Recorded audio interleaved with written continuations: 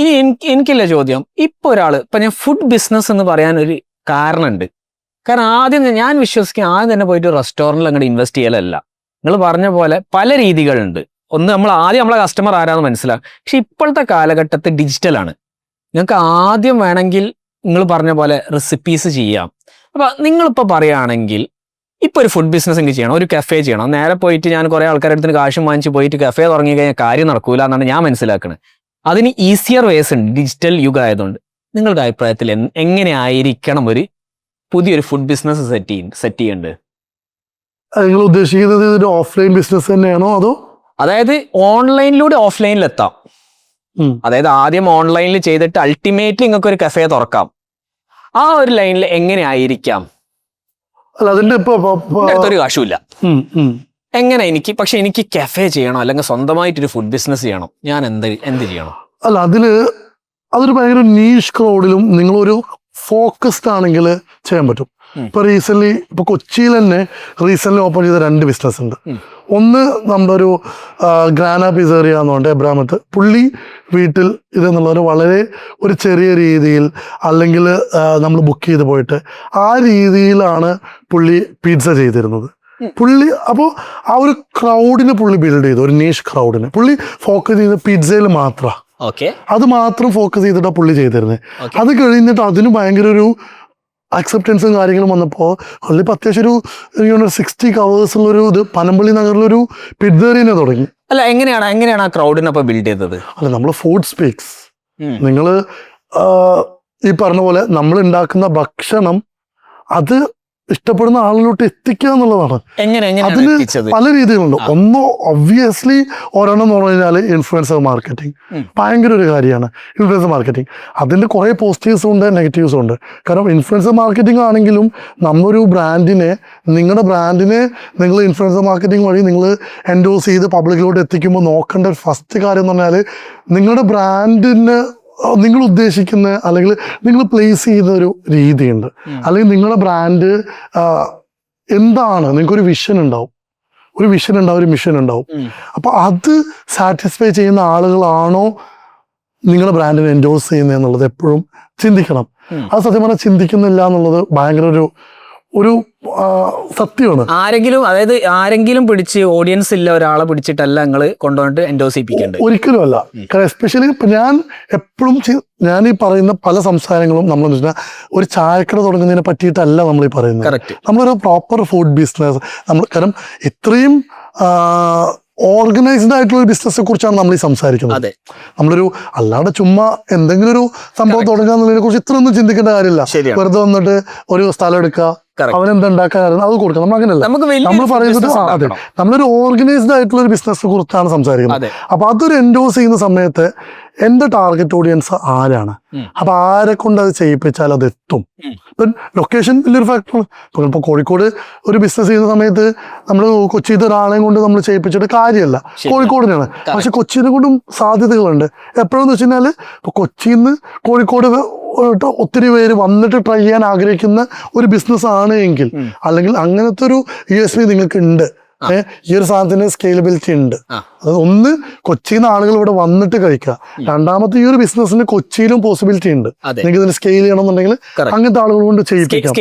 ഉദ്ദേശിക്കുന്നത് ഒത്തിരി ബ്രാഞ്ചസ് തുടങ്ങുക എന്നുള്ളത്. ഇപ്പൊ നമ്മളിപ്പോ മൾട്ടിപ്പിൾ ഔട്ട്ലെറ്റ്സ് നമുക്ക് തുടങ്ങണം എന്നുണ്ടെങ്കിൽ നമ്മൾ വേറെ ആളെ കൊണ്ട് മാർക്കറ്റ് ചെയ്യിപ്പിക്കാം. അതേപോലെ തന്നെ ഇപ്പൊ ഓരോരുത്തരുടെയും എൻഡോസ് ചെയ്യുന്ന രീതിയും അവരുടെ ഓഡിയൻസും ഡിഫറെന്റ് ആയിരിക്കും. ഇപ്പൊ ഉദാഹരണത്തിന് പറയുകയാണെന്നുണ്ടെങ്കിൽ ഇപ്പൊ ഭയങ്കര ഇപ്പൊ ഒരു പ്രീമിയം റെസ്റ്റോറൻ്റ് ആണ്, ഒരു ഏഷ്യൻ സ്പെഷ്യാലിറ്റി റെസ്റ്റോറൻറ്റോ അങ്ങനത്തെയൊക്കെയാണ് തുടങ്ങുന്നത്. അപ്പൊ ആ ഒരു സമയത്ത് നമ്മൾ ചുമ്മാ എല്ലാം ഇപ്പൊ വെറുതെ പ്രൈസ് പോയിന്റ് മാത്രം നോക്കിയിട്ട് ചെയ്യുന്ന ബ്ലോഗേഴ്സ് ഒക്കെ ഉണ്ടാവും. അതായത് ഇവിടെ 5 രൂപയ്ക്ക് സാധനം കിട്ടും, അല്ലെങ്കിൽ 10 രൂപയ്ക്ക് ഒരു സാധനം കിട്ടും എന്ന് പറഞ്ഞാൽ അങ്ങനത്തെ പ്രൈസ് നോക്കി അങ്ങനത്തെ ഒരു ചീപ്പ് എന്നുള്ളതല്ല പറയുന്നത്, ഒന്നും ചീപ്പല്ല.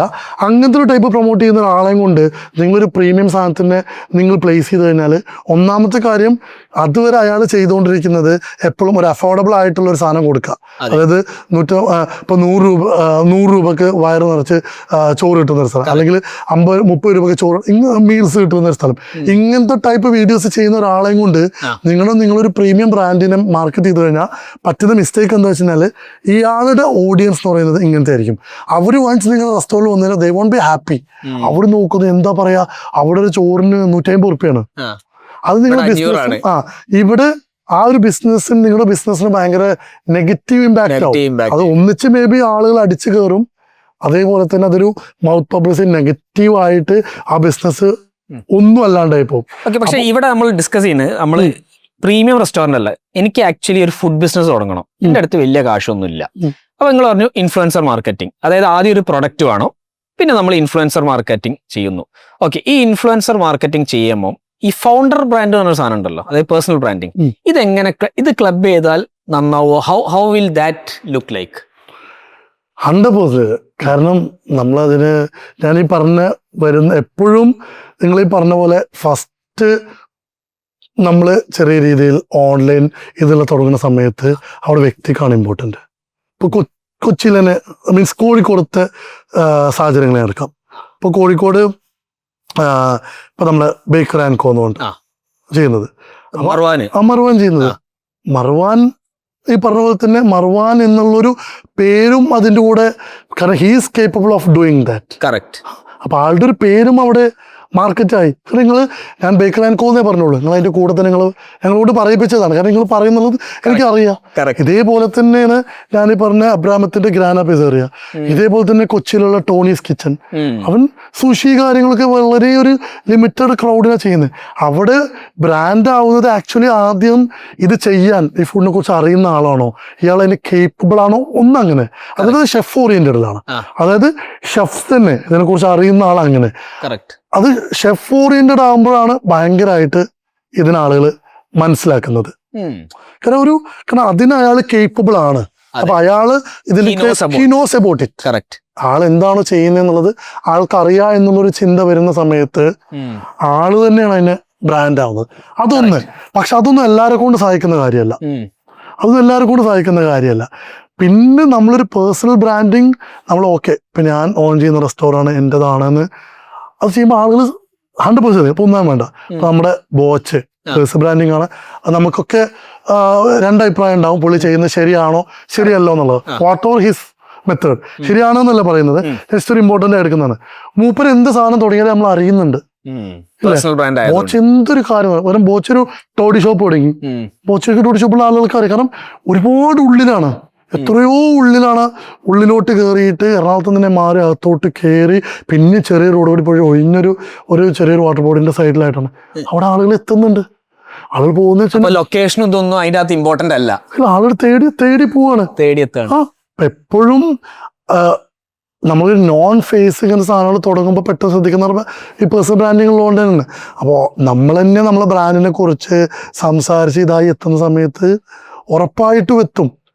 ഈ പേഴ്സണൽ ബ്രാൻഡിങ് നമ്മൾ ചെയ്യേണ്ട വേറൊരു കാര്യം എന്ന് പറഞ്ഞാല്, വെറുതെ ഞാൻ തന്നെയാണ് ഇതിന്റെ ഓണർ എന്ന് പറഞ്ഞിട്ട് അങ്ങനെ ചെയ്തിട്ടും കാര്യമല്ല.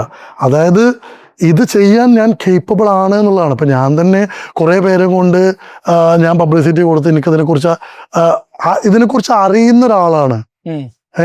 He's capable of doing this business എന്നുള്ളത് ആളുകൾക്ക് മനസ്സിലാവണം. അത് ഞാൻ തന്നെ കുറെ പൈസ കൊടുത്തിട്ട് എന്റെ ഫോട്ടോ വെച്ചിട്ട് കുറെ പബ്ലിസിറ്റി ചെയ്തുകൊണ്ട് മാത്രം കാര്യമില്ല.